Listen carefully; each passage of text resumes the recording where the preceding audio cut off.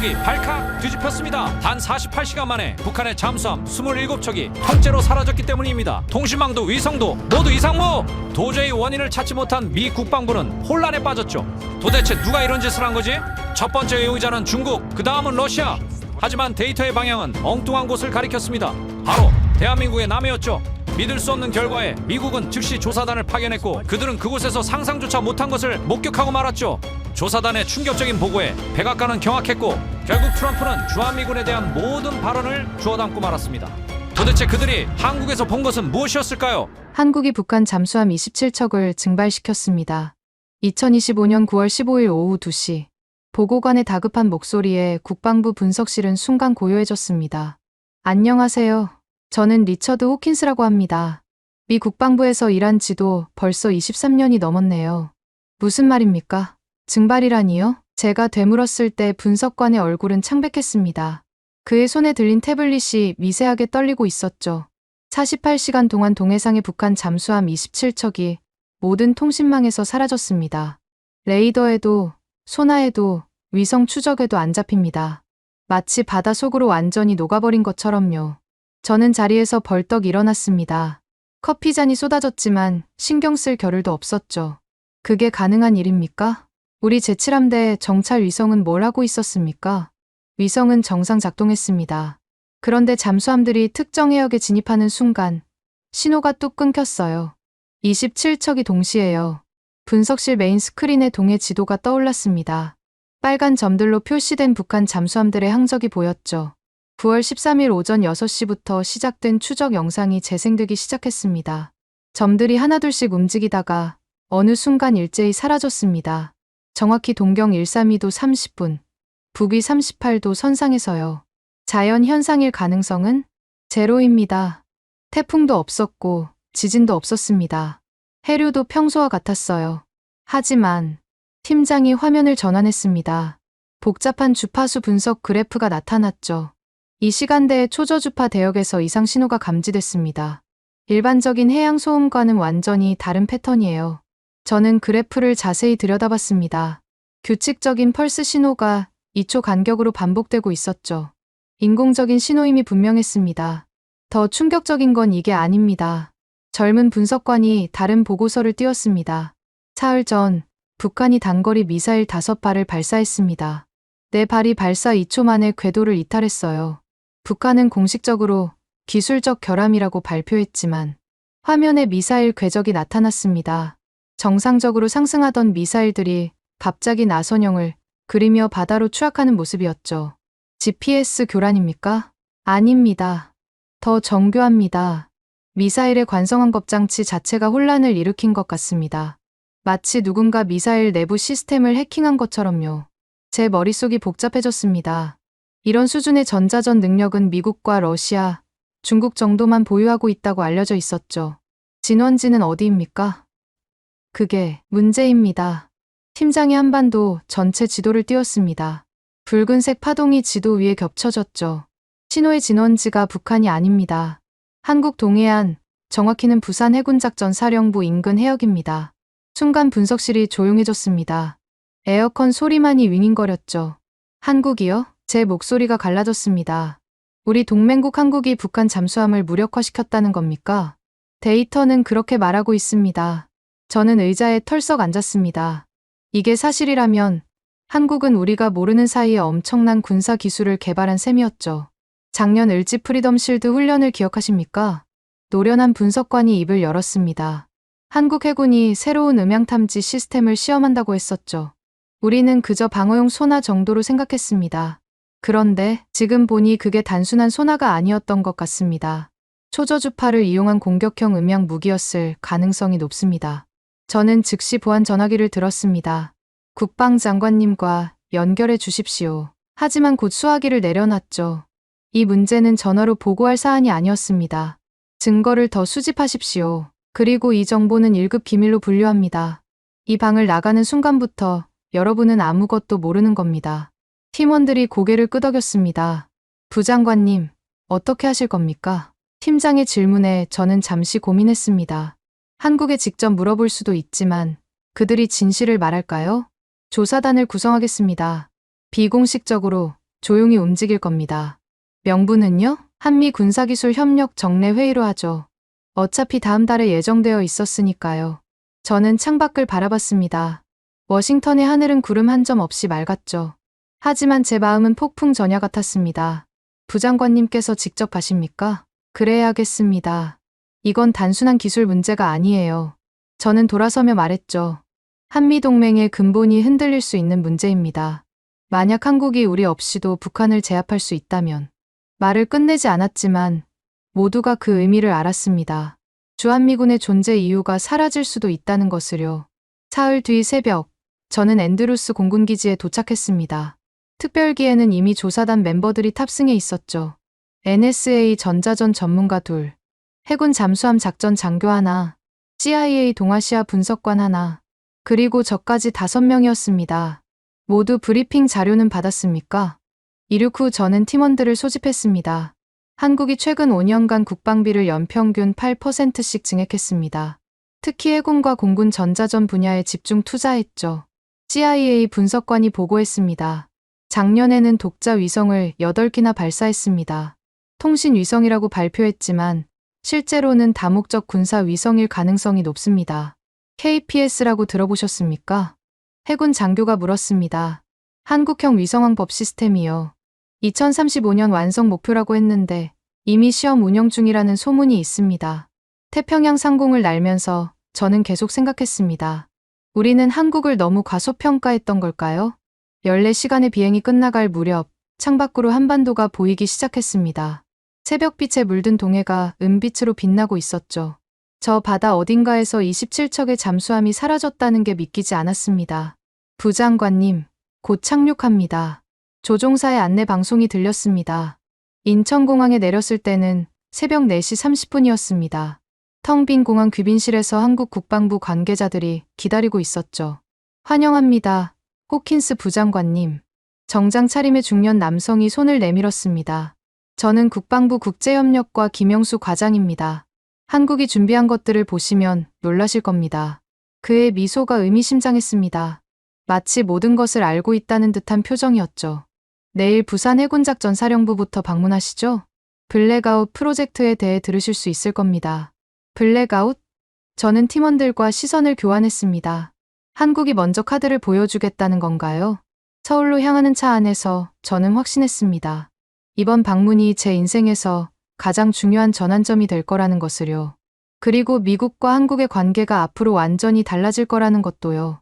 다음 날 아침 8시, 우리는 부산으로 향했습니다. KTX 특별칸에서 김영수 과장이 태블릿을 꺼내더니 화면을 보여줬죠. 이게 블랙아웃 소나의 개념도입니다. 처음엔 평범한 음향탐지 시스템처럼 보였습니다. 하지만 자세히 들여다보니 뭔가 달랐죠. 송신부가 비정상적으로 크고 수신 어레이가 3중으로 구성되어 있었습니다. 일반 소나와 뭐가 다릅니까? 일반 소나는 듣기만 합니다. 하지만 블랙아웃은 말을 걸죠. 김 과장이 화면을 넘겼습니다. 초저 주파를 특정 패턴으로 발신합니다. 그 주파수가 잠수함의 통신 주파수와 간섭을 일으켜요. 마치 누군가 귓가에서 계속 소리를 질러서 다른 소리를 못 듣게 만드는 것처럼요. 제 옆에 앉은 해군 작전관 마이클 소령이 숨을 들이켰습니다. 그게 가능합니까? 수중에서 그런 정밀한 주파수 제어가 2년 전까지는 불가능했습니다. 하지만 우리가 새로운 앞전 소자를 개발했죠. 탄화교소 기반의 신소재입니다. 기존 소재보다 3배 이상 효율적이에요. 창밖으로 한국의 시골 풍경이 빠르게 스쳐 지나갔습니다. 논밭과 아파트 단지가 번갈아 나타났다 사라졌죠. 하지만 제 머릿속은 온통 블랙아웃 소나로 가득했습니다. 개발 비용은 얼마나 들었습니까? NSA 전문가 제임스가 물었습니다. 6년간 약 3조 원입니다. 한국 돈으로요. 3조 원. 미국 달러로 환산하면 23억 달러 정도였습니다. 그리 큰 금액은 아니었죠. 하지만 그 효과는 상상을 초월했습니다. 부산역에 도착했을 때는 10시가 조금 넘었습니다. 역 광장에는 해군 차량들이 대기하고 있었죠. 검은색 현대 제네시스 세대가 줄지어 서 있었습니다. 해군작전사령부까지는 30분 걸립니다. 운전병이 말했습니다. 차는 부산 시내를 벗어나 해안도로로 접어들었습니다. 왼쪽으로는 푸른 동해가 펼쳐져 있었죠. 평화로워 보이는 바다 밑에서 그런 일이 벌어졌다니 믿기지 않았습니다. 정문을 통과하자 거대한 레이돔이 보였습니다. 직경이 30m는 넘어 보이는 거대한 구조물이었죠. 백색 돔이 햇빛을 받아 눈부시게 빛났습니다. 저건 뭡니까? 음향 수집 안테나입니다. 반경 500km의 모든 수중 음향을 실시간으로 분석합니다. 1초에 테라바이트급 데이터를 처리할 수 있죠. 건물 입구에서 해군 장교들이 우리를 맞이했습니다. 모두 정복 차림이었고 가슴에는 훈장이 주렁주렁 달려 있었죠. 환영합니다. 저는 해군 기술본부 이상훈 대령입니다. 악수를 나누고 지하로 내려가는 엘리베이터에 올랐습니다. 숫자판을 보니 지하 7층까지 있었습니다. 우리가 간 곳은 지하 3층이었죠. 이 시설은 언제 건설됐습니까? 2023년에 완공됐습니다. 겉으로는 평범한 사령부 건물이지만 지하에는 한국 최고의 음향 분석 시설이 있죠. 문이 열리자 축구장만한 공간이 나타났습니다. 벽면 전체가 거대한 LED 스크린으로 덮여 있었고 수십 명의 요원들이 콘솔 앞에 앉아 있었죠. 키보드 소리와 무전 소리가 섞여 윙윙거렸습니다. 동해 전체를 실시간으로 감시하고 있습니다. 이 대령이 중앙 콘솔로 우리를 안내했습니다. 현재 이 순간에도 일본의 상자위대 잠수함 3척, 중국 잠수함 2척, 러시아 잠수함 1척이 우리 감시망 안에 있습니다. 메인 스크린에 동해 지도가 떴습니다. 각국 잠수함들이 실시간으로 움직이는 모습이 보였죠. 녹색은 일본, 노란색은 중국, 파란색은 러시아였습니다. 마치 전략 시뮬레이션 게임 같았습니다. 정확도는 어느 정도입니까? 마이클 소령이 물었습니다. 위치 오차 범위 50m 이내입니다. 깊이는 10m 이내로 추정 가능하고요. 놀라운 정확도였습니다. 미 해군도 이 정도 수준은 아니었죠. 북한 잠수함은요? 제가 물었습니다. 이 대령이 미소를 지었습니다. 화면을 전환하자 빨간 점들이 나타났습니다. 모두 북한 기지 근처에 모여 있었죠. 9월 13일 이후로 한 척도 움직이지 않고 있습니다. 정확히 48시간 동안 우리가 블랙아웃을 가동했던 기간이죠. 그가 다시 콘솔을 조작했습니다. 복잡한 음향 스펙트럼이 나타났죠. 붉은색 그래프가 물결처럼 출렁이고 있었습니다. 이게 블랙아웃 신호입니다. 15Hz에서 30Hz 사이의 초저 주파를 사용합니다. 이 주파수는 수중에서 수백 킬로미터를 전파됩니다. 반경이 얼마나 됩니까? 제임스가 노트북을 열며 물었습니다. 현재 확인된 유효 반경은 180km입니다. 하지만 이론상으로는 300km까지 가능합니다. 180km라니요. 그 정도면 부산에서 쏜 신호가 울릉도까지 닿는다는 말이었습니다. 성공률은 97%입니다. 실패한 3%도 완전 실패가 아니라 부분적 교란이었고요. 이 대령이 또 다른 화면을 띄웠습니다. 작전 기록이었죠. 이건 9월 13일 실제 작전 영상입니다. 재생 버튼을 누르자 타임스탬프가 흐르기 시작했습니다. 06시 00분 00초부터 시작된 영상에는 북한 잠수함들의 통신 신호가 깜빡이고 있었죠. 06시 10분, 블랙아웃 가동 시작. 갑자기 하나둘씩 신호가 끊어지기 시작했습니다. 마치 전구가 꺼지듯 하나씩 사라졌죠. 10분도 안 되어 모든 신호가 사라졌습니다. 여기 보십시오. 그가 특정 구간을 확대했습니다. 통신이 마비된 구간과 우리 블랙아웃 소나의 작동 구간이 95% 일치합니다. 나머지 5%는 북한이 스스로 통신을 차단한 구간이고요. 제 등골이 서늘해졌습니다. 이건 완벽한 무력화였습니다. 부작용은 없습니까? CIA 분석관 로버트가 물었습니다. 민간 선박이나 해양 생물에는 영향이 없나요? 주파수가 너무 낮아서 일반 선박 통신에는 영향이 없습니다. 해양 생물은 일부 고래들이 방향 감각을 잃을 수 있지만 일시적입니다. 이 대령이 보고서를 건넸습니다. 이건 한국해군작전사 기술실의 공식 보고서입니다. 국방부 장관 승인 도장이 찍혀 있죠. 보고서를 훑어보 놀라운 내용들이 더 있었습니다. 블랙아웃은 통신 방해뿐 아니라 잠수함의 자이로스코프까지 교란할 수 있었습니다. 방향 감각을 완전히 잃게 만드는 거죠. 이 기술을 언제부터 개발하셨습니까? 2021년부터 시작했습니다. 4년간 연구 개발, 2년간 시험 운영을 거쳤죠. 작년부터 실전 배치했고요. 6년. 우리가 전혀 모르는 사이에 6년이나 이런 프로젝트가 진행되었다는 겁니다. 왜 우리에게 알리지 않았습니까? 제 목소리가 날카로워졌습니다. 김영수 과장이 조용히 대답했습니다. 기술 유출을 우려했습니다. 아시다시피 한국의 군사 기술은 종종 외부로 새어나갔으니까요. 특히 미국을 거쳐서요. 그 말이 가슴에 박혔습니다. 실제로 과거에 그런 일이 있었죠.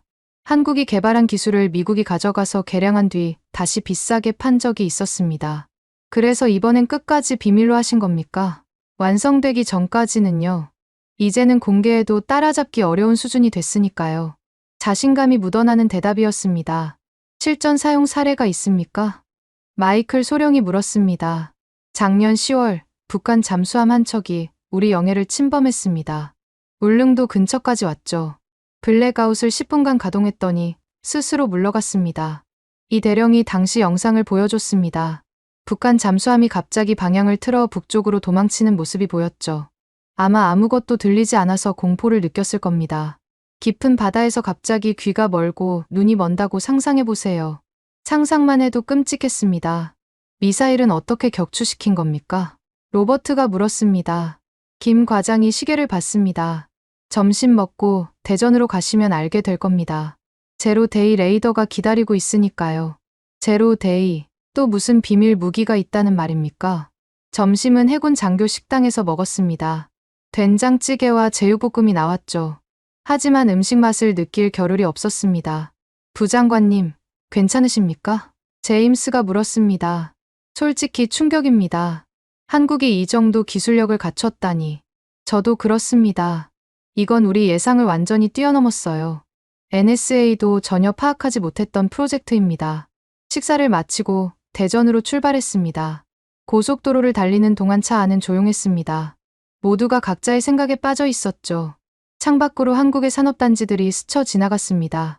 삼성, LG, SK 같은 대기업 공장들이 끝없이 이어졌죠. 이 나라가 이렇게 강해졌다니요. 머릿속은 온통 블랙아웃 소나로 가득했습니다.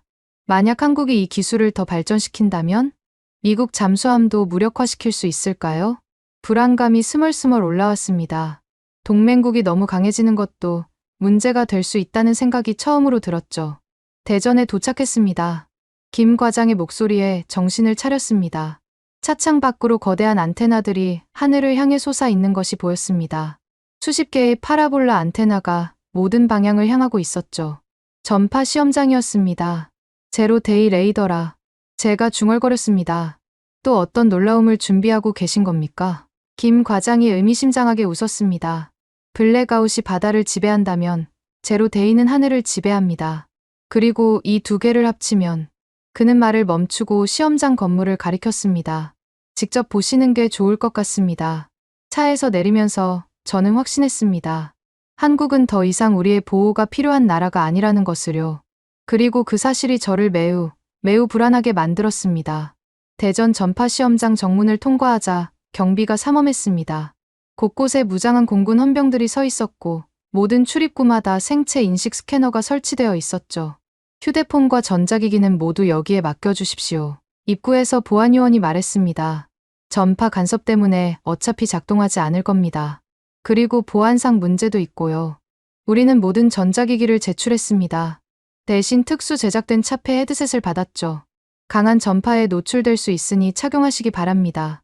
메인 건물로 들어가자 거대한 통제실이 나타났습니다. 부산 해군사령부보다 더 큰 규모였죠. 벽면 가득 모니터들이 빼곡히 들어차 있었고 수십 명의 기술자들이 분주히 움직이고 있었습니다. 환영합니다. 저는 공군 전파연구소 박준영 중령입니다. 젊은 장교가 우리를 맞았습니다. 나이는 40대 초반으로 보였지만 눈빛이 날카로웠죠. 제로데이 레이더에 대해 설명드리겠습니다. 그가 중앙 스크린을 가리켰습니다. 복잡한 도면이 나타났죠. 기존 레이더는 전파를 쏘고 반사파를 받습니다. 하지만 제로데이는 다릅니다. 상대방의 전파를 흡수하고 변조해서 되돌려 보냅니다. 제임스가 손을 들었습니다. 그게 어떻게 가능합니까? A사 기술을 극한까지 발전시켰습니다. 능동 전자주사 배열 안테나를 3,600개 모듈로 구성했죠. 각 모듈이 독립적으로 주파수를 조절할 수 있습니다. 박중령이 다른 화면을 띄웠습니다. 안테나 모듈이 벌집처럼 배열된 모습이었죠. 이 모듈들이 실시간으로 적 레이더 신호를 분석합니다. 0.01초 안에 주파수를 파악하고 0.03초 안에 간섭 신호를 생성합니다. 그럼 상대방 레이더에는 어떻게 보입니까? 마이클 소령이 물었습니다. 아무것도 안 보입니다. 아니, 정확히는 엉뚱한 곳에 표적이 나타났다가 사라집니다. 마치 유령을 보는 것처럼요. 박중령이 시뮬레이션을 실행했습니다. 레이더 화면에 항공기가 나타났다가 갑자기 3개로 분열되었습니다. 그러더니 하나씩 사라지고 전혀 다른 위치에 다시 나타났죠. 이게 제로 데이 효과입니다. 적은 진짜 표적이 어디 있는지 알 수 없게 됩니다. 실제로 작동하는 걸 볼 수 있습니까? 제가 물었습니다. 박중령이 잠시 망설이더니 고개를 끄덕였습니다. 특별히 준비했습니다. 지금부터 보실 것은 1급 비밀입니다. 그가 콘솔을 조작하자 야외 카메라 영상이 떴습니다. 시험장 한가운데 거대한 안테나 어레이가 보였죠. 축구장 절반 크기는 되어 보였습니다. 10분 후 북한이 정기 레이더 스캔을 시작합니다. 매일 오후 3시 정각에 하죠. 오늘은 그들의 레이더를 좀 혼란시켜 볼 겁니다. 통제실에 긴장감이 흘렀습니다. 모든 기술자들이 자리에 앉아 모니터를 주시했죠. 제로 데이 시스템 가동. 박중령이 명령했습니다. 출력 50%, 주파수 대역 X밴드, 간섭 모드 알파. 거대한 안테나가 천천히 북쪽을 향해 돌아갔습니다. 미세한 진동음이 들렸죠.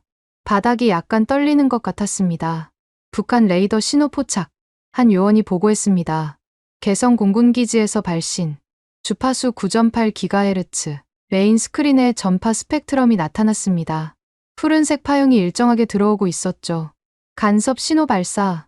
순간 붉은색 파형이 푸른색과 겹쳤습니다. 두 신호가 충돌하면서 이상한 패턴을 만들어냈죠. 효과 확인 중. 다른 모니터에 북한 레이더 화면이 나타났습니다. 어떻게 해킹한 건지 모르겠지만 실시간으로 그들의 화면을 보고 있었죠. 갑자기 북한 레이더 화면이 깜빡이기 시작했습니다. 표적들이 나타났다 사라지기를 반복했죠. 혼란 시작됐습니다. 박중령이 만족스럽게 웃었습니다. 지금 북한 레이더는 우리 상공에 전투기 편대가 있다고 표시하고 있을 겁니다. 실제로는 아무것도 없는데요.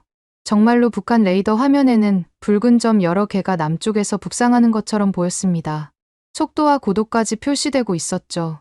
잠시만, 이건 CIA 로버트가 놀란 목소리로 말했습니다. 이건 완벽한 기만 아닙니까? 북한이 실제로 대응하면 어떻게 합니까? 걱정 마십시오. 3분만 유지하고 중단할 겁니다. 그들이 상황을 파악하기 전에요. 시계를 보니 이미 2분이 지났습니다. 북한 레이더 화면은 여전히 혼란스러웠죠. 운영자들이 필사적으로 조작하는 모습이 상상됐습니다. 간섭률 82% 도달. 한 요원이 보고했습니다. 궤도 추적 오차 37% 증가. 목표치 달성했습니다. 시스템 정지. 박중령이 명령했습니다. 안테나가 멈추고 진동음이 사라졌습니다. 북한 레이더 화면도 서서히 정상으로 돌아왔죠. 방금 본 것이 제로 데이의 기본 능력입니다. 박중령이 설명했습니다. 하지만 이건 시작일 뿐이죠. 풀파워로 작동하면. 그가 다른 시뮬레이션을 실행했습니다. 한반도 전체 지도에 수많은 붉은 선이 나타났죠. 한반도 공역 전체의 레이더 네트워크를 무력화할 수 있습니다. 북한뿐만 아니라 중국, 러시아 레이더까지도요. 미군 레이더는요? 제가 날카롭게 물었습니다. 박중령이 잠시 침묵했습니다. 기술적으로는 가능합니다. 하지만 그럴 일은 없을 겁니다. 우리는 동맹이니까요. 그 말이 오히려 더 불안하게 만들었습니다. 작년 북한 미사일 궤도 이탈도 이 시스템 때문입니까? 정확합니다. 박중령이 당시 기록을 보여줬습니다. 북한이 미사일을 발사하는 순간 우리가 GPS 교란 신호를 보냈습니다. 아니, 정확히는 그들의 자체 항법 시스템을 혼란시켰죠. 화면에 미사일 궤적이 나타났습니다. 정상 궤도를 따라가다가 갑자기 나선형으로 돌면서 추락했죠. 미사일 내부 컴퓨터가 자신의 위치를 파악하지 못한 겁니다. 위로 가야 할지 아래로 가야 할지 혼란스러워했죠. 이런 기술을 언제 개발했습니까? NSA 제임스가 물었습니다. 2022년부터 시작했습니다. 7년간 개발하고 작년부터 실전 배치했죠. 또 우리가 모르는 사이에 진행된 프로젝트였습니다. 왜 지금 공개하는 겁니까? 더 이상 숨길 필요가 없어서입니다.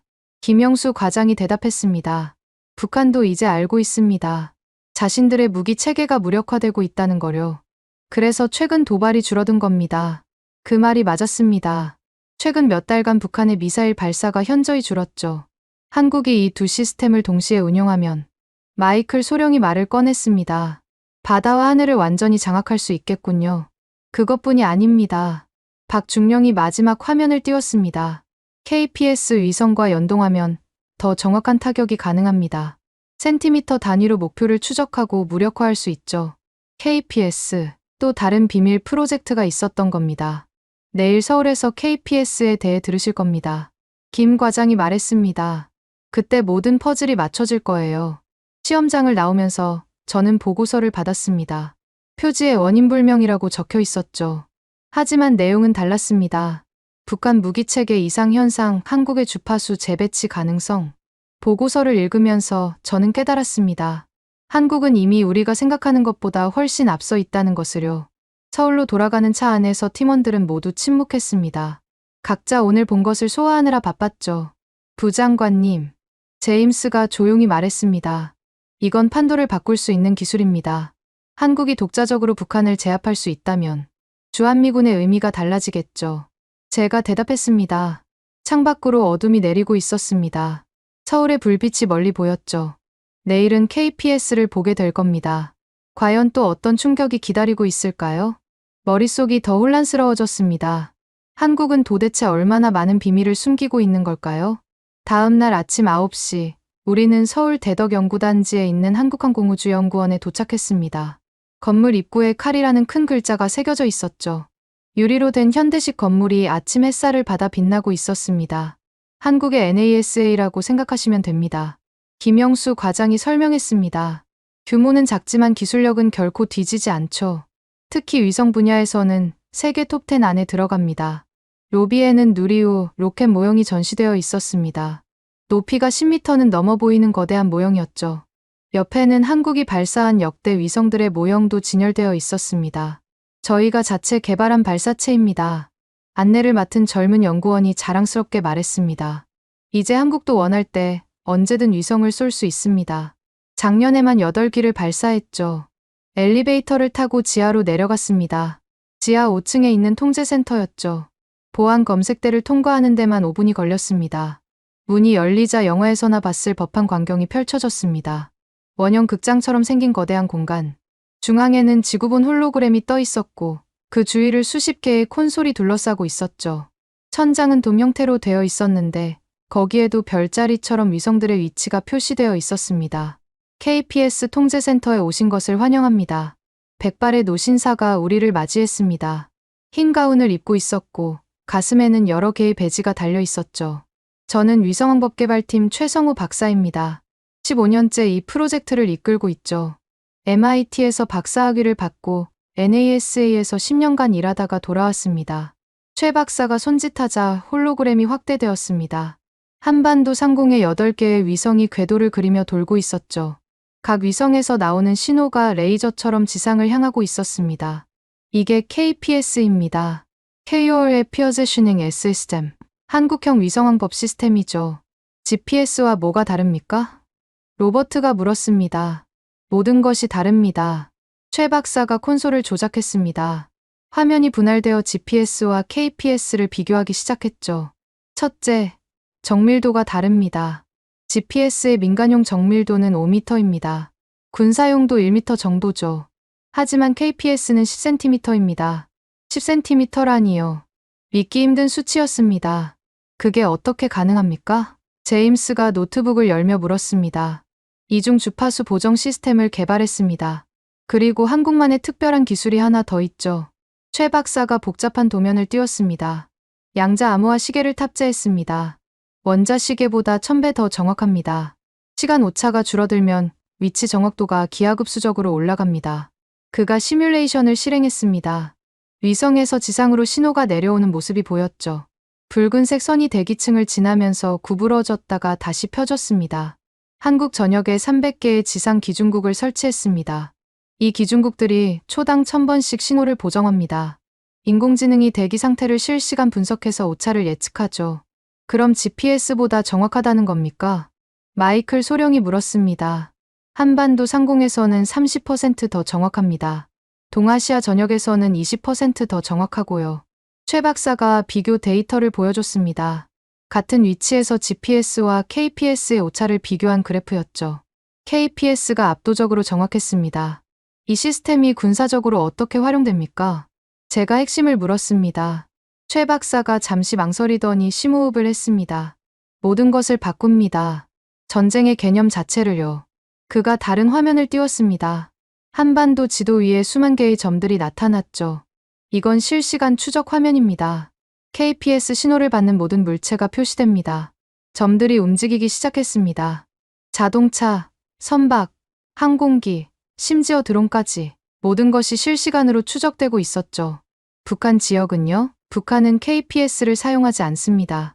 하지만 최 박사가 화면을 확대했습니다. 북한 지역이 크게 보였죠. 그들이 사용하는 중국 베이더우나 러시아 글로나스 신호를 분석할 수 있습니다. 그리고 그 신호에 간섭을 일으킬 수도 있죠. 순간 통제실이 조용해졌습니다.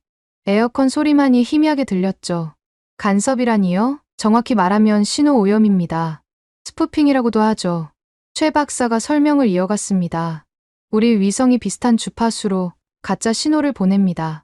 암호화는 다르지만 수신기는 진짜와 가짜를 구분할 수 없죠. 더 강한 신호를 진짜로 인식하게 됩니다. 그가 실제 데이터를 보여줬습니다. 9월 13일의 기록이었죠. 이날 북한 미사일이 궤도를 이탈한 진짜 이유입니다.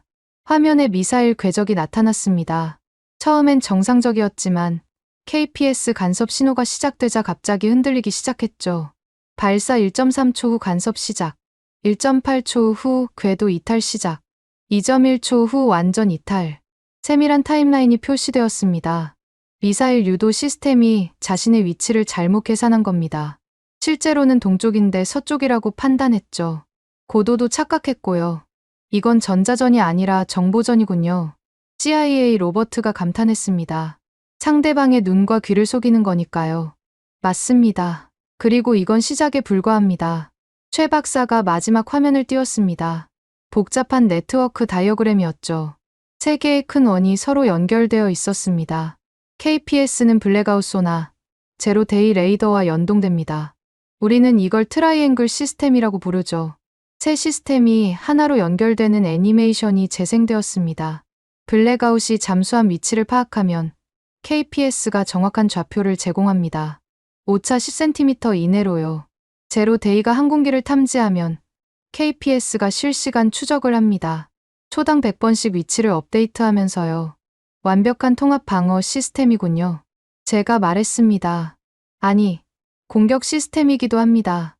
최 박사의 표정이 진지해졌습니다. 안경을 벗고 렌즈를 닦으면서 말했죠. 필요하다면 북한의 모든 유도 무기를 무력화할 수 있습니다. GPS를 쓰든, 베이더우를 쓰든, 글로나스를 쓰든 상관없이요. 우리 신호가 더 강하니까요. 그럼 북한은 재래식 무기밖에 못 쓰는 거군요. 마이클 소령이 말했습니다. 정확합니다. 2차 대전 수준으로 되돌아가는 거죠. 눈으로 보고 쏘는 수준이요. 김영수 과장이 시계를 확인하고 끼어들었습니다. 내일 용산에서 통합 시뮬레이션을 보실 겁니다. 새 시스템이 동시에 작동하는 모습을요.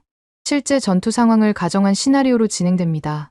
한국이 독립적으로 방어가 가능한지 보여주신다는 겁니까? 제가 직설적으로 물었습니다. 그렇습니다. 김 과장의 대답이 단호했습니다.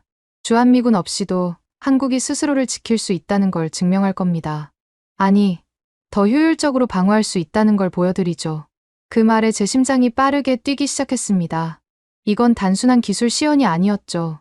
한미동맹의 미래를 결정할 수 있는 중대한 순간이었습니다. 부장관님께서 직접 확인하시고 워싱턴에 보고하시면 됩니다. 최 박사가 말했습니다. 한국은 이제 혼자서도 충분합니다. 아니, 어떤 면에서는 더 강합니다. 항우연을 나오면서 저는 팀원들의 표정을 살폈습니다. 모두 충격에 빠진 듯했죠. 제임스는 계속 노트북에 뭔가를 적고 있었고 로버트는 전화 통화를 하고 있었습니다. 이건 예상을 완전히 뛰어넘었습니다. 제임스가 차에 오르며 말했습니다. NSA도 이런 수준은 예측하지 못했어요. 양자 암호화 시계라니. 우리도 아직 실험 단계인데요. 차는 한강을 따라 달리기 시작했습니다. 창밖으로 서울의 스카이라인이 보였죠. 고층 빌딩들이 햇빛을 받아 반짝이고 있었습니다. 이제 어떻게 해야 합니까? 마이클 소령이 물었습니다. 워싱턴은 이 사실을 받아들일 준비가 되어 있지 않을 겁니다. 저는 대답하지 못했습니다. 그의 말이 맞았으니까요. 한국은 더 이상 보호받는 나라가 아니었습니다. 오히려 우리와 대등한, 아니 어떤 면에서는 우리보다 앞선 나라가 되어 있었죠. 내일이 중요한 날이 될 것 같습니다. 제가 중얼거렸습니다. 김 과장이 백미러로 저를 보며 말했습니다. 한미 관계의 새로운 장이 열릴 겁니다. 동맹 이점형 시대라고 할까요?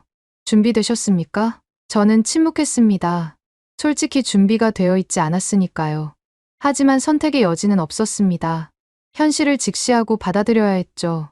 한국은 이미 우리의 예상을 훨씬 뛰어넘어 있었고 내일 그 증명을 보게 될 테니까요. 다음 날 오전 10시 우리는 용산 전투지휘센터에 도착했습니다. 정문에서부터 분위기가 달랐죠. 중무장한 경비병들이 곳곳에 배치되어 있었고 장갑차 2대가 입구를 지키고 있었습니다. 오늘은 특별한 날입니다. 김영수 과장이 말했습니다. 한국합동참모본부가 미국 조사단을 위해 특별 시뮬레이션을 준비했습니다. 대통령께서도 직접 관심을 갖고 계시죠. 건물 지하로 내려가는 길이 미로 같았습니다. 3번의 보안 검색을 거쳤고 생체 인식을 5번이나 했죠. 마지막 문에는 전투지휘 센터라는 표지판이 붙어 있었습니다. 문이 열리자 숨이 막혔습니다. 농구장 2개를 합친 것보다 큰 공간. 정면 벽 전체가 거대한 LED 스크린으로 덮여 있었고 그 앞에는 계단식으로 100여 개의 콘솔이 배치되어 있었습니다. 천장에는 한반도 전체를 보여주는 홀로그램 지도가 떠 있었죠. 미국 조사단을 환영합니다. 한국군 대장이 우리를 맞이했습니다. 가슴에는 별 4개가 반짝이고 있었죠. 저는 합참의장 박진수 대장입니다. 오늘 보실 것은 한국군의 미래입니다. 그가 중앙연단으로 우리를 안내했습니다. VIP 관람석이었죠. 의자에 앉아 개인 모니터가 올라왔습니다. 시뮬레이션 시나리오를 설명드리겠습니다. 젊은 소령이 브리핑을 시작했습니다. 가상 상황은 이렇습니다. 주한미군이 완전 철수한 상태. 북한이 전면 공격을 시작. 중국과 러시아는 중립 유지. 메인 스크린에 시나리오가 표시되었습니다. 북한군 투입 전력. 지상군 120만, 전차 4,500대, 야포 13,000문, 잠수함 70척, 전투기 550대, 탄도미사일 200기. 엄청난 전력이었습니다. 한국군만으로 막을 수 있을까요? 한국군 대응 전력. 지상군 50만, 전차 2,400대, 야포 5,900문. 하지만 소령이 잠시 멈췄습니다. 트라이앵글 시스템이 있습니다. KPS, 블랙아웃 소나, 제로 데이 레이더가 하나로 연결되는 모습이 나타났죠. 시뮬레이션을 시작하겠습니다. 박 대장이 명령했습니다. 전 부대 전투 준비. 갑자기 센터 전체가 살아났습니다. 수백 명의 요원들이 일제히 움직이기 시작했죠. 키보드 소리와 무전 소리가 뒤섞였습니다. 메인 스크린에 한반도 전체가 나타났습니다. 북한군이 붉은색으로, 한국군이 파란색으로 표시되었죠. D-Day, 04시 00분. 북한군 기습 공격 시작. 붉은 점들이 휴전선을 넘기 시작했습니다. 동시에 미사일 궤적이 하늘을 가로질렀죠. KPS 시스템 가동. 첫 번째 대응이 시작되었습니다. 북한 미사일들이 갑자기 궤도를 이탈하기 시작했죠. 200발 중 194발이 엉뚱한 곳으로 떨어졌습니다. 미사일 무력화율 97%, 한 요원이 보고했습니다. 블랙아웃 소나 작동. 동해와 서해에 배치된 북한 잠수함들이 하나둘씩 정지하기 시작했습니다. 통신이 끊기고 방향을 잃은 거죠. 잠수함 70척 중 68척 무력화. 나머지 2척은 기계 고장으로 이미 정지 상태. 믿을 수 없는 효율이었습니다. 제로 데이 레이더 가동. 이번엔 공중전이었습니다. 북한 전투기들이 때로 남하하고 있었지만 갑자기 대형이 흐트러지기 시작했죠. 적기 레이더 교란 시작. 아군기 위치 기만 성공. 북한 전투기들이 허공에 미사일을 쏘기 시작했습니다. 존재하지 않는 표적을 향해서요. 적 공대공 미사일 320발 중 318발 허탄. 제 옆에 앉은 제임스가 숨을 들이켰습니다. 이건 일방적인 학살이군요. 정말 그랬습니다. 북한군은 싸우기도 전에 무력화되고 있었죠. 지상전 시작. 이제 전차와 포병의 차례였습니다. 북한군이 남진하고 있었지만 KPS가 그들의 위치를 실시간으로 추적했습니다. 적 전차 4,500대 위치 확인. 정밀 타격 시작. 한국군 포병과 미사일이 정확히 목표를 타격했습니다. 오차는 10cm. 전차 포탑을 정확히 맞췄죠. 시뮬레이션은 계속되었습니다. 시간이 흐를수록 전황은 더욱 일방적이 되었죠. 현재 시각 D+6시간. 북한군 전투력 손실 72%, 한국군 손실 4%. 믿기 힘든 숫자였습니다. 반응 시간 체크. 박 대장이 명령했습니다. 화면에 타임라인이 나타났습니다. 적 공격 탐지부터 대응까지 평균 1.4초. 기존 시스템 대비 80% 단축. 1.4초. 인간이 눈을 한번 깜빡이는 시간이었죠. D+24시간. 시뮬레이션 종료. 최종 결과가 화면에 떴습니다. 한국군 단독 방어 성공률 96.2%, 북한군 전투력 손실 89%, 서울 방어선 유지 성공. 센터가 조용해졌습니다. 모두가 결과를 소화하느라 바빴죠. 이게 가능한 이유는 간단합니다. 박 대장이 설명했습니다.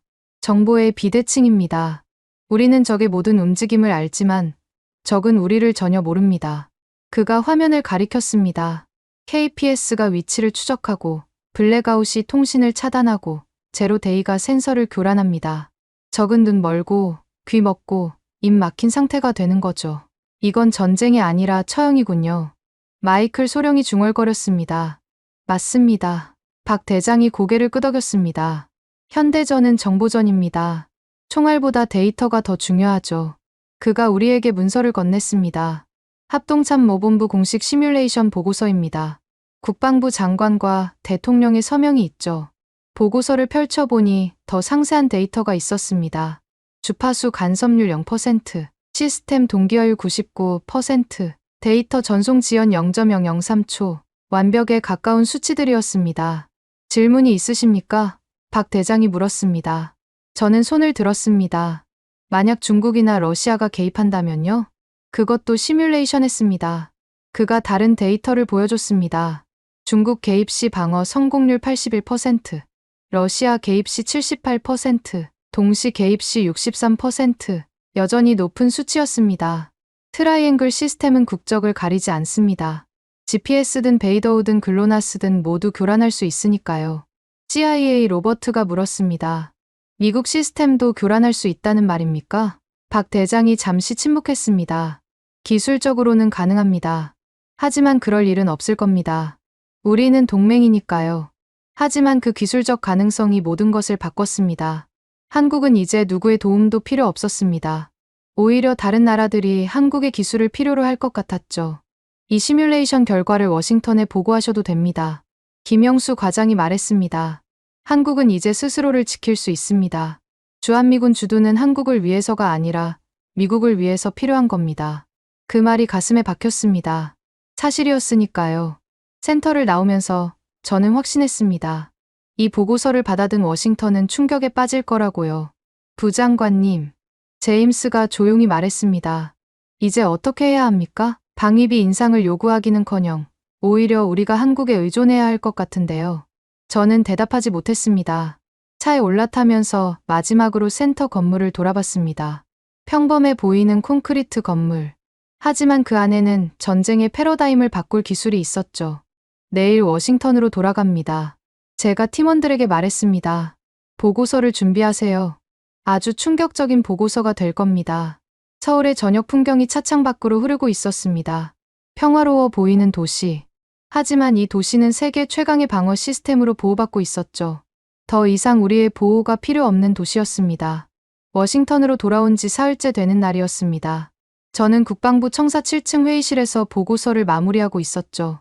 책상 위에는 커피잔 5개가 쌓여 있었고 노트북 화면에는 프로젝트 푸른방패라는 제목이 선명하게 떠 있었습니다. 새벽 4시부터 시작한 작업이었습니다.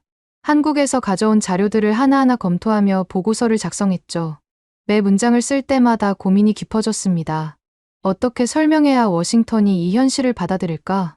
창밖으로 워싱턴의 아침이 밝아오고 있었습니다. 링컨 기념관이 멀리 보였죠.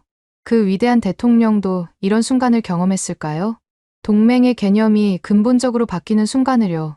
부장관님, 국방장관님이 오셨습니다. 비서의 노크 소리에 고개를 들었습니다. 벽시계는 오후 3시를 가리키고 있었죠. 마크 에스퍼 국방장관이 들어왔습니다. 그의 표정은 평소보다 훨씬 진지했죠. 손에는 제가 어제 보낸 예비 보고서가 들려 있었습니다. 호킨스, 대통령도 보고를 기다리고 있네. 한국에서 본 것이 그렇게 충격적이었나? 저는 노트북을 돌려 화면을 보여드렸습니다. 충격을 넘어서 패러다임 전환이 필요한 수준입니다. 장관님, 앉으시고 들어보십시오. 장관이 의자에 앉았습니다. 저는 발표를 시작했죠. 한국은 세 가지 핵심 시스템을 보유하고 있습니다. KPS 위성항법, 블랙아웃 소나, 제로데이 레이더.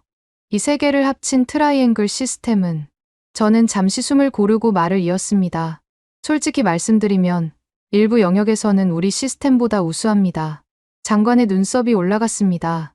구체적으로 설명해 주게. 저는 비교 데이터를 띄웠습니다. 방어 효율성 비교입니다. 한국 트라이앵글 시스템 92%, 미국 서태평양 기지 방어 시스템 84%. 장관이 숫자를 뚫어지게 쳐다봤습니다. 그의 손가락이 테이블을 두드리기 시작했죠. 평소 그가 충격받았을 때 보이는 버릇이었습니다.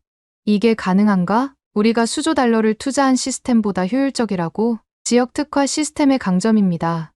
한반도라는 제한된 공간에 최적화되어 있죠. 우리처럼 전 세계를 커버할 필요가 없으니까요. 저는 다음 화면으로 넘어갔습니다. 더 중요한 건 이겁니다.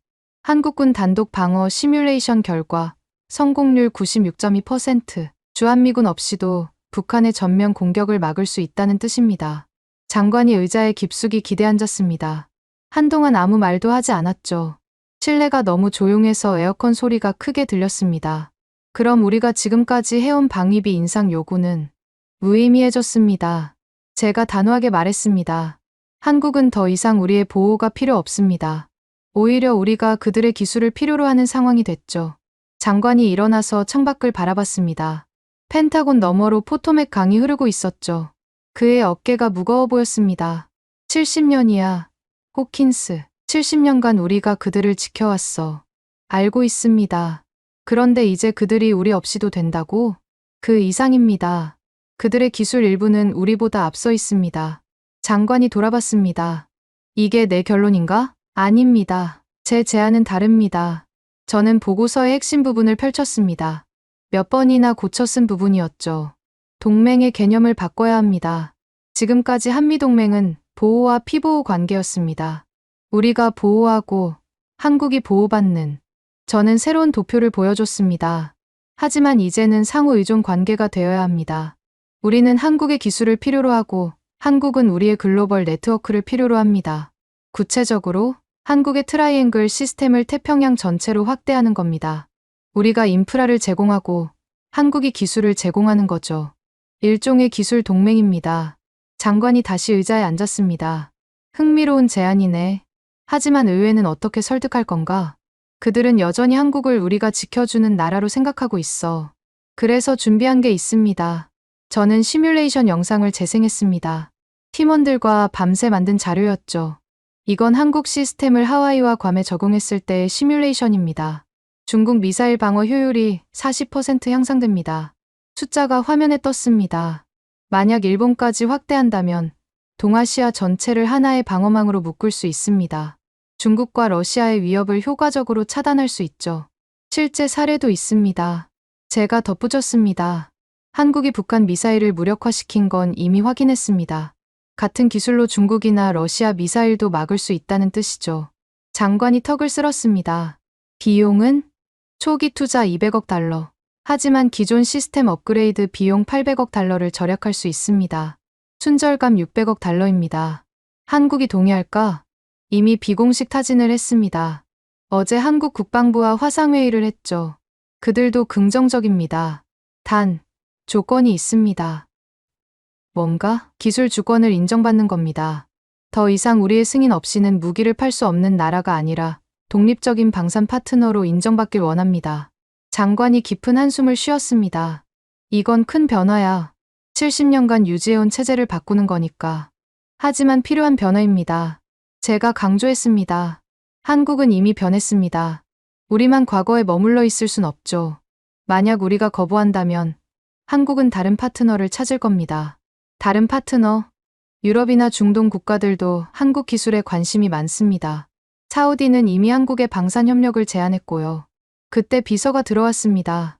장관님, 국가안보보좌관이 오셨습니다. 제이크 설리번이 들어왔습니다. 그의 손에는 대통령 1일 브리핑 파일이 들려 있었죠. 호킨스 부장관, 대통령께서 보고를 듣고 싶어 하십니다. 내일 오전 백악관에서 뵙죠. 그가 보고서 표지를 훑어봤 프로젝트 푸른 방패. 한국을 의미하는 건가요? 아닙니다. 제가 대답했습니다. 새로운 태평양 방어 체계를 의미합니다. 한국과 미국이 함께 만드는 미래의 방패죠. 설리번이 눈을 가늘게 떴습니다. 한국이 우리와 대등한 파트너가 된다는 건가요? 그렇습니다. 이미 그들은 그 자격을 증명했습니다. 대통령께서 놀라실 겁니다. 놀라시더라도 받아들이셔야 합니다. 이게 현실이니까요. 설리번이 고개를 끄덕였습니다. 흥미롭군요. 내일 자세히 듣죠. 그들이 떠난 후 저는 다시 보고서를 다듬기 시작했습니다. 특히 한 문장을 반복해서 고쳤죠. 한국은 더 이상 하위 파트너가 아니다. 이제 그들은 우리와 대등한 동맹이며 어떤 분야에서는 우리보다 앞서 있다. 이 문장을 쓰는 게 쉽지 않았습니다. 미국의 우월성을 인정해온 제가 다른 나라의 기술적 우위를 인정하는 거니까요. 하지만 현실이었습니다. 저녁 6시, 저는 팀원들과 마지막 회의를 했습니다. 내일 백악관 브리핑 준비는 끝났습니까? 제임스가 고개를 끄덕였습니다. 데이터는 모두 준비했습니다. 3D 애니메이션도 만들었고 비교 차트도 완성했습니다. 대통령께서 받아들이실까요? 미국이 한국 기술에 의존해야 한다는 걸? 저는 창밖을 바라봤습니다. 워싱턴 기념탑이 석양에 붉게 물들어 있었죠. 받아들이셔야 합니다. 그게 현실이니까요. 마이클 소령이 물었습니다. 만약 거부하신다면? 그럼 우리는 뒤처질 겁니다. 한국은 우리 없이도 나아갈 테고 우리는 과거의 영광에 매달려 있겠죠. 중국이 그 빈자리를 차지할 수도 있고요. 저는 보고서를 가방에 넣었습니다. 표지에 프로젝트 푸른 방패가 눈에 들어왔죠. 하지만 그런 일은 없을 겁니다. 대통령은 현실주의자니까요. 그리고 우리에겐 선택의 여지가 없습니다. 집으로 돌아가는 길, 저는 계속 생각했습니다. 한국에서 본 것들이 마치 꿈 같았죠. 블랙아웃 소나의 붉은 파장, 제로데이 레이더의 유령 신호, KPS의 10cm 정밀도, 그리고 무엇보다 그들의 자신감 넘치는 표정들, 더 이상 우리를 올려다보지 않는 눈빛들. 세상이 변했습니다. 그리고 우리도 변해야 했죠. 내일 백악관에서 저는 그 변화의 시작을 알릴 것입니다. 프로젝트 푸른 방패, 한미동맹 2.0의 시작을요. 다음 날 아침 9시, 저는 백악관 웨스트윙 입구에 서 있었습니다. 손에는 프로젝트 푸른 방패 보고서가 들려 있었고, 가슴은 빠르게 뛰고 있었죠. 23년 경력 중 가장 중요한 브리핑이 될 거라는 예감이 들었습니다. 보안 검색을 마치고 지하로 내려갔습니다. 백악관 상황실로 가는 길은 생각보다 길었죠. 복도 벽에는 역대 대통령들의 사진이 걸려 있었습니다. 문이 열리자 이미 여러 명이 앉아 있었습니다. 대통령을 중심으로 국무장관, 합참의장, CIA 국장, 그리고 NSC 보좌진들이 타원형 테이블을 둘러싸고 있었죠. 호킨스 부장관, 시작하시죠. 대통령이 말했습니다. 그의 표정은 평소보다 더 진지했죠. 한국에서 무엇을 보고 오셨는지 궁금합니다. 특히 주한미군 철수를 재검토해야 한다는 보고를 받았는데요. 저는 노트북을 열고 화면을 메인 스크린에 연결했습니다. 대통령님, 먼저 이 데이터를 보십시오. 첫 번째 슬라이드가 떴습니다. 한국의 트라이앵글 시스템 개요였죠. 한국은 3가지 핵심 방어 시스템을 완성했습니다. 각각의 성능을 보여드리겠습니다. 저는 클리커를 들고 다음 화면으로 넘어갔습니다. 첫째, KPS 위성항법 시스템. 정밀도 플러스 마이너스 10cm입니다. 대통령이 눈썹을 올렸습니다. 10cm요? 우리 군사용 GPS도 1m인데. 맞습니다. 한국이 우리보다 10배 정확한 시스템을 만들었습니다. 양자 암호화 시계를 사용한 결과입니다. CIA 국장이 끼어들었습니다. 그게 실제로 작동합니까? 네, 실제 작동을 확인했습니다. 저는 동영상을 재생했습니다. 한국에서 찍어온 실제 시연 영상이었죠. 이건 부산 해군기지에서 발사한 드론입니다. KPS로 유도되고 있죠. 목표물은 직경 20cm 원입니다. 화면에서 드론이 정확히 원의 중심에 착륙했습니다. 오차는 3cm였죠. 이런 정밀도면 북한의 모든 군사시설을 정확히 타격할 수 있습니다. 다음 슬라이드로 넘어갔습니다. 둘째, 블랙아웃 소나. 북한 잠수함 통신 두절율 97%입니다. 실제 작전 데이터를 보여줬습니다. 9월 13일, 27척의 잠수함이 사라진 그날의 기록이었죠. 48시간 동안 북한 잠수함 전력이 완전히 마비됐습니다. 단 한 척도 통신하지 못했죠. 국무장관이 물었습니다. 그럼 북한 해군은 사실상 무력화된 겁니까? 잠수함 전력은 그렇습니다. 수상함은 다른 방법으로 대응 가능하고요. 세 번째 시스템을 설명했습니다. 마지막으로 제로 데이 레이더. 적 레이더를 완전히 교란할 수 있습니다. 대전 시험장에서 찍은 영상을 보여줬습니다. 북한 레이더가 혼란에 빠지는 장면이었죠. 이 세 시스템이 결합되면 저는 핵심 슬라이드를 띄웠습니다. 시스템 동기화율 99%, 한국군 단독 방어 성공률 96.2%입니다. 대통령이 의자에 기대 앉았습니다. 손가락으로 테이블을 두드리며 생각에 잠겼죠. 믿기 힘든 수치군요. 정말 한국이 혼자서도 북한을 막을 수 있다는 겁니까? 그 이상입니다. 저는 시뮬레이션 결과를 보여줬습니다. 중국이 개입해도 80% 이상 방어 가능합니다. 러시아가 개입해도 비슷한 수준이고요. 합참의장이 끼어들었습니다. 그럼 주한미군이 필요 없다는 말입니까? 아닙니다. 주한미군의 역할이 바뀌어야 한다는 겁니다. 저는 새로운 전략 구상을 설명했습니다. 한국을 보호하는 것이 아니라 한국과 함께 동아시아를 방어하는 겁니다. 한국의 기술과 우리의 전력을 결합하면 시너지가 엄청날 겁니다. 대통령이 제이크 설리번을 받습니다. NSC의 의견은? 설리번이 문서를 펼쳤습니다. 독립적으로 검증한 결과 호킨스 부장관의 보고가 정확합니다. 한국의 기술력은 우리 예상을 완전히 뛰어넘었습니다. 대통령이 일어나서 창밖을 바라봤습니다. 백악관 정원이 가을빛으로 물들어 있었죠. 방위비 인상 요구는 어떻게 합니까? 의회에서 계속 압박하고 있는데 철회해야 합니다. 제가 단호하게 말했습니다. 오히려 우리가 한국 기술 사용료를 내야 할 상황입니다. 신뢰가 조용해졌습니다. 충격적인 제안이었으니까요. 증거가 더 필요합니다. 대통령이 돌아서며 말했습니다. 이런 중대한 결정을 내리려면 확실한 증거가 필요해요. 저는 준비한 최종 문서를 꺼냈습니다. 이건 한국합동참모본부의 공식 문서입니다. 그들의 실제 작전 능력을 상세히 기록한 1급 비밀 자료죠. 대통령이 문서를 받아 읽기 시작했습니다. 페이지를 넘길수록 그의 표정이 변했죠. 이 숫자들이 모두 사실입니까? 네, 제가 직접 확인했습니다.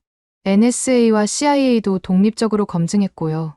CIA 국장이 고개를 끄덕였습니다. 우리 요원들도 같은 결론에 도달했습니다. 한국은 이미 자주국방을 달성했습니다. 대통령이 깊은 한숨을 쉬었습니다. 70년이야.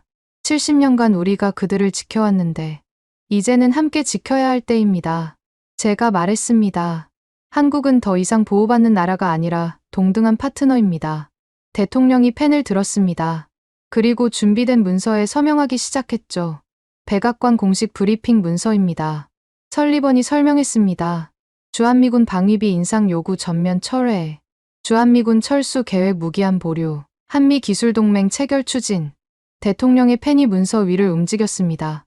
역사적인 순간이었죠. 서명이 끝나자 대통령이 말했습니다. 내일 기자회견을 할 겁니다. 새로운 한미 관계를 발표하죠. 그가 저를 봤습니다. 호킨스, 잘했네. 자네가 아니었다면 우리는 큰 실수를 할 뻔했어. 저는 고개를 숙였습니다. 한국이 보여준 것을 전달했을 뿐입니다. 회의가 끝나고 상황실을 나오면서 저는 복도에 걸린 한국전쟁 사진을 봤습니다. 1950년, 폐허가 된 서울의 모습이었죠. 그리고 75년 후, 그들은 우리와 어깨를 나란히 하게 되었습니다. 부장관님, 설리번이 다가왔습니다. 내일 발표문에 이 문장을 넣을 겁니다. 한국은 세계 평화의 핵심 축이다. 저는 미소를 지었습니다. 완벽한 문장입니다. 백악관을 나오면서 하늘을 올려다봤습니다. 구름 한 점 없는 맑은 날이었죠. 내일이면 세상이 알게 될 겁니다. 한국이 더 이상 작은 나라가 아니라는 것을, 그리고 미국이 새로운 시대를 받아들였다는 것을요. 저는 차에 올라타며 생각했습니다. 이제야 프로젝트 푸른 방패가 진짜로 시작되었구나. 백악관 기자회견이 끝난 다음 날, 저는 다시 서울행 비행기에 올랐습니다. 이번엔 혼자였죠. 공식 일정도 없었습니다. 그저 마지막으로 확인하고 싶은 것이 있었을 뿐이었습니다. 비행기 안에서 저는 계속 생각했습니다. 2달 전 처음 한국으로 왔을 때와 지금이 얼마나 다른지를요. 그때는 의심과 불안으로 가득했는데 이제는 기대와 희망으로 가득했죠. 새벽 4시, 저는 대덕연구단지 한국항공우주연구원 앞에 서 있었습니다. 10월의 새벽 공기가 차가웠죠. 건물 앞 가로등만이 어둠을 밝히고 있었습니다. 경비원이 의아한 표정으로 저를 봤습니다. 이런 시간에 무슨 일이십니까? 최성우 박사님과 약속이 있습니다. 사실 정식 약속은 없었습니다. 하지만 어제 전화로 양해를 구했죠. 새벽에 KPS 관제소를 다시 보고 싶다고. 아니, 정확히는 한국의 새벽을 보고 싶다고. 최 박사가 로비로 나왔습니다. 새벽인데도 말끔한 정장 차림이었죠. 마치 저를 기다리고 있었던 것처럼요. 못 주무셨나 봅니다. 워싱턴에서 발표를 받습니다. 역사적인 순간이었죠. 저도 잠이 오지 않았습니다. 우리는 엘리베이터를 타고 옥상으로 올라갔습니다. 지하 관제소가 아니라 옥상이었죠. 왜 옥상입니까? 직접 보시는 게 좋을 것 같아서요. 데이터로 보는 것과 눈으로 보는 것은 다르니까요. 엘리베이터가 올라가는 동안 최 박사가 말했습니다. 부장관님, 한 가지 고백할 게 있습니다. 뭡니까? 사실 우리도 두려웠습니다. 미국 없이 정말 할 수 있을까 하고요. 하지만 해보니까 되더군요. 옥상 문이 열리자 차가운 새벽 공기가 폐를 가득 채웠습니다. 서울의 불빛이 지평선 너머까지 펼쳐져 있었고 동쪽 하늘이 서서히 밝아오고 있었죠. 남산타워가 멀리서 빛나고 있었고 한강의 다리들이 불빛으로 장식되어 있었습니다. 저걸 보십시오. 최 박사가 하늘을 가리켰습니다. 처음엔 아무것도 보이지 않았습니다. 하지만 눈이 어둠에 적응되자 희미한 빛들이 보이기 시작했죠. 별처럼 보였지만 별이 아니었습니다. 규칙적으로 움직이는 인공의 빛이었죠. KPS 위성들입니다. 8개의 수호천사라고 부르죠. 8개의 점이 일정한 간격으로 움직이고 있었습니다. 한반도 상공을 지키는 보이지 않는 방패였죠. 각 위성이 다른 속도로 움직이면서도 완벽한 조화를 이루고 있었습니다. 저 위성들이 지금도 신호를 보내고 있습니까? 네, 초당 100만 개의 신호를 보냅니다. 한반도 전체를 센티미터 단위로 스캔하고 있죠. 지금 이 순간에도 3,800만 개의 좌표가 실시간으로 업데이트되고 있습니다. 최 박사가 태블릿을 꺼냈습니다. 화면에는 실시간 데이터가 폭포수처럼 흐르고 있었죠. 이 순간에도 북한의 모든 군사 움직임이 추적되고 있습니다. 미사일 발사대, 전차, 잠수함, 모든 것이요. 심지어 개성공단 근처를 지나가는 군용 트럭까지도요. 화면에서 붉은 점들이 움직이고 있었습니다. 북한군의 위치였죠. 새벽 훈련을 하고 있는 것 같았습니다. 일부는 정지해 있었고 일부는 천천히 이동하고 있었죠. 저들은 모르겠죠? 제가 물었습니다. 자신들이 완전히 노출되어 있다는 걸? 우리가 모든 걸 보고 있다는 걸? 모릅니다. 알아도 막을 방법이 없고요. 이게 정보 비대칭의 힘입니다. 저는 난간에 기대어 서울을 내려다봤습니다. 평화로운 도시의 새벽 풍경이었죠. 여기저기서 이른 출근을 준비하는 불빛들이 하나둘 켜지고 있었습니다. 75년 전 폐허였던 이 도시. 미군 없이는 하루도 버틸 수 없다고 생각했던 이 나라가 이제는 최첨단 기술로 스스로를 지키고 있었습니다. 부장관님, 최 박사가 조용히 말했습니다. 처음 이 프로젝트를 시작할 때 많은 사람들이 불가능하다고 했습니다. 미국 없이는 안 된다고요. 우리 기술로는 무리라고요. 그런데 해내셨군요. 해냈습니다. 15년이 걸렸죠. 처음 5년은 실패의 연속이었습니다. 위성 하나가 궤도를 이탈했고 시스템이 2번 다운됐죠. 하지만 포기하지 않았습니다. 그가 먼 산을 바라보며 말을 이었습니다. 왜냐하면 이게 우리의 미래였으니까요. 더 이상 누군가에게 기대지 않고 우리 힘으로 서는 미래요. 하지만 그가 저를 봤습니다. 우리는 여전히 미국과 함께하길 원합니다. 경쟁자가 아니라 파트너로서요. 대등한 친구로서요. 저는 고개를 끄덕였습니다. 그게 우리가 원하는 것이기도 합니다. 이제야 깨달았죠. 강한 동맹이 더 좋은 동맹이라는 것을요. 동쪽 하늘이 점점 밝아왔습니다. 어둠과 빛이 만나는 경계선이 선명해졌죠. 첫 번째 햇살이 지평선 너머로 모습을 드러내기 시작했습니다. 저것 좀 보십시오. 최 박사가 다시 하늘을 가리켰습니다. 햇빛이 위성에 반사되면서 8개의 빛나는 점이 더욱 선명해졌습니다. 마치 새로운 별자리 같았죠. 한국이 만든 인공의 별자리, 평화를 지키는 별들이었습니다. 아름답군요. 제가 감탄했습니다. 단순히 아름다운 게 아닙니다. 최 박사가 태블릿 화면을 보여줬습니다. 지금 이 순간 북한에서 발사 준비 중이던 미사일 2기가 갑자기 발사를 취소했습니다. 우리 신호를 감지한 것 같습니다. 아니면 어제 백악관 발표를 받거나요. 데이터가 실시간으로 업데이트되고 있었습니다. 북한 미사일 기지의 활동이 급격히 줄어들었죠. 붉은 점들이 하나둘씩 사라지고 있었습니다. 이게 진짜 힘입니다. 최 박사가 말했습니다.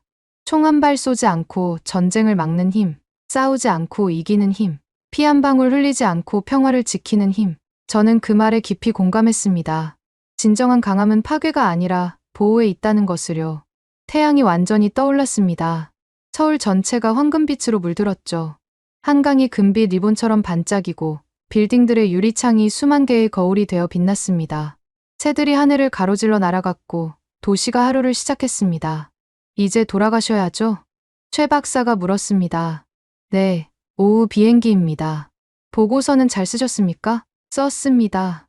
하지만 저는 잠시 말을 멈췄다가 이어갔습니다. 진짜 중요한 건 보고서에 담을 수 없었습니다. 뭡니까? 이 나라의 의지요. 스스로 서겠다는 의지, 더 이상 누구에게도 의존하지 않겠다는 결심, 그리고 그걸 실제로 해낸 자부심. 최 박사가 미소를 지었습니다. 이제 아시는군요. 우리가 진짜 만든 것이 무엇인지를요. 우리는 한참 동안 아무 말 없이 서 있었습니다. 아침 햇살을 받으며 깨어나는 도시를 바라보며 평화로운 순간이었죠. 다음에 오실 때는 더 놀라운 것을 보여드리겠습니다. 최 박사가 말했습니다. 더 놀라운 게 있습니까? 물론입니다. 이건 시작일 뿐이니까요. 우주 개발, 양자 컴퓨터, 인공지능 방어 시스템. 한국은 계속 앞으로 나아갈 겁니다. 공항으로 가는 길, 저는 차창 밖을 보며 생각했습니다. 2달 전 처음 서울에 왔을 때 저는 의심으로 가득했습니다. 한국이 정말 우리 모르게 뭔가를 숨기고 있을까? 그들이 과연 혼자 설 수 있을까? 이제 답을 알았습니다. 네, 그들은 숨기고 있었습니다. 하지만 그건 배신이 아니라 자립을 위한 준비였죠. 네, 그들은 혼자 설 수 있습니다. 아니, 이미 서 있었습니다. 인천공항 출국장에서 저는 뉴스를 확인했습니다. 한미기술동맹 체결합에 동맹 이점용 시대 개막. 한국, 세계 평화의 핵심 축으로 전 세계 언론이 이 소식을 다루고 있었습니다. 비행기가 이륙하면서 저는 마지막으로 한반도를 내려다봤습니다. 구름 사이로 보이는 작은 반도. 하지만 그 작은 땅이 이제는 세계 평화의 열쇠가 되었죠. 태평양 상공을 날면서 저는 확신했습니다. 우리가 올바른 선택을 했다고, 과거의 틀을 깨고 미래로 나아갔다고, 그리고 이것이 끝이 아니라 시작이라고. 프로젝트 푸른방패는 이제 막 시작되었습니다. 한국과 미국이 함께 만들어갈 새로운 평화의 시대가요. 저는 눈을 감고 생각했습니다. 2달 전 북한 잠수함 27척이 사라졌다는 보고를 받았을 때 그때의 충격과 의심이 이제는 존경과 감동으로 바뀌었다는 것을. 한국은 우리가 생각했던 그 나라가 아니었습니다. 그들은 훨씬 더 강하고 훨씬 더 준비되어 있었죠. 그리고 이제 우리는 그들과 함께 새로운 역사를 쓰게 되었습니다. 한미동맹 2.0의 역사를요. 한국을 응원하신다면, 한국 최고, 한국은 아직 멀었다면, 한국 분발, 여러분들의 소중한 의견을 댓글로 적어주시면 감사드리겠습니다.